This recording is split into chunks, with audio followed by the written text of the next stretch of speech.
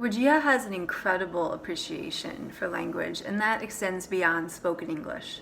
She's found inventive ways to communicate with her grandmother, who doesn't speak any English, and she started a sign language club at her school. During one session, we were discussing the limitations of self-expression, and that prompted a question. What's the experience of a colorblind painter?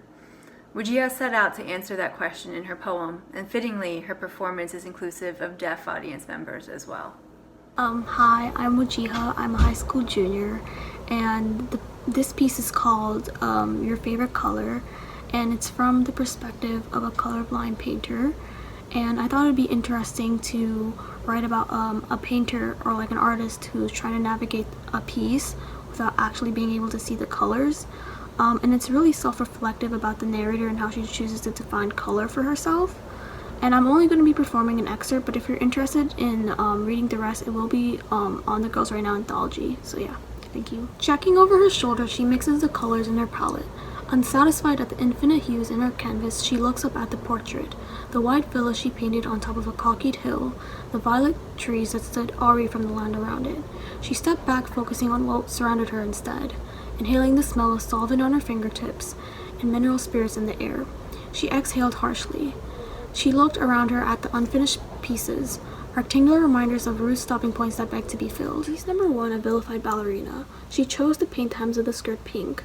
Pink was the floral scent when you walked into a flower boutique, or the smell on the florist's apron, raising a brow at her as she handed her raw and lotus's flowers.